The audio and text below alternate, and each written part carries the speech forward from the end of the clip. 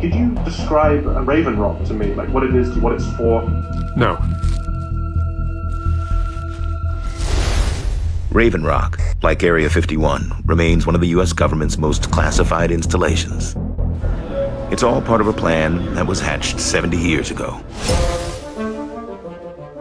In the 1950s, the government came up with plans for a deep underground command center where the president and, a few hundred staff members not only could take shelter, but also could direct a nuclear war. The plan is called Continuity of Government, or COG. At any moment, we could see thousands of members of the government completely wiped out, but there's a secondary government, a shadow government that is ready to take over at a moment's notice.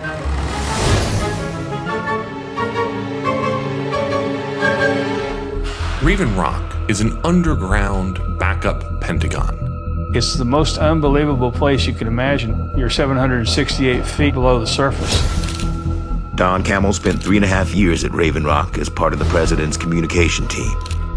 He's never spoken on camera before about his time working in the secret bunker.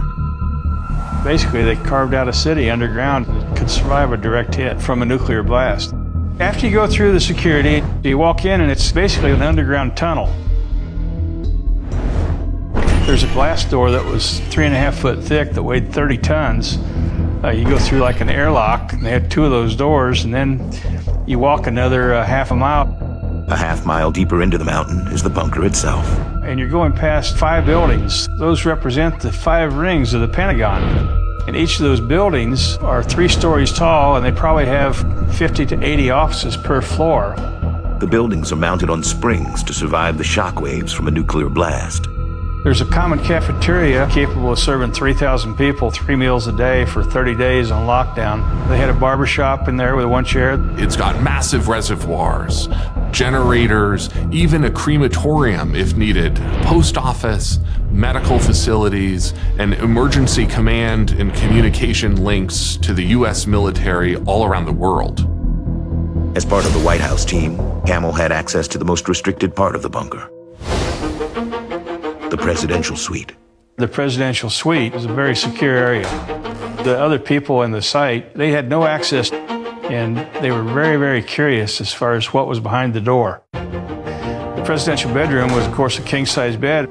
Then there was a separate kitchen set up in our suite to feed 30 or 40 people. The presidential office overlooked the war room, which had the same display that was a duplicate of what they had in the Pentagon. We would look down, and of course they'd look up, and they couldn't see through the glass because it was a one-way glass. To understand why these bunkers were created, you have to rewind to the 1950s. For some, it was America's golden age. But it was also the dawn of a ruthless fight for global supremacy. The United States and the Soviet Union stand on the verge of direct military confrontation, in which both sides built up an arsenal of spectacularly powerful weapons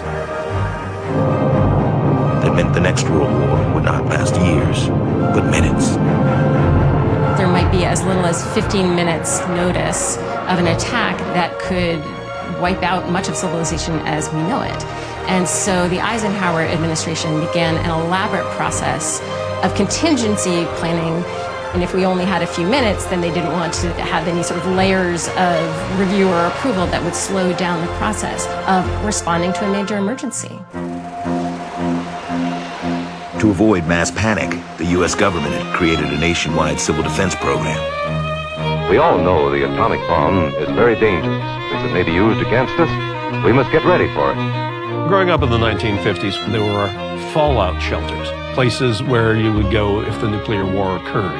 And in those fallout shelters, there was water, there were prescription drugs. The notion really was that you could go there and survive. The government starts telling Americans that not only can they survive a nuclear war, but they could go on living their lives as long as they come together in an unquestioning mass. Duck and cover. This family knows that even a thin cloth helps protect them. Even a newspaper can save you from a bad burn. But while the public was being told to build shelters and duck under their desks, the government elite were going to hide under tons of rock and reinforced concrete. There was an awareness at the highest level of the American government that these civil defense drills were really window dressing. This was a massive, massive propaganda effort that bore almost no relationship to reality whatsoever. President Eisenhower knew that this was all bull. He said things like, if nuclear war comes, there aren't going to be enough bulldozers to scrape the bodies off the streets.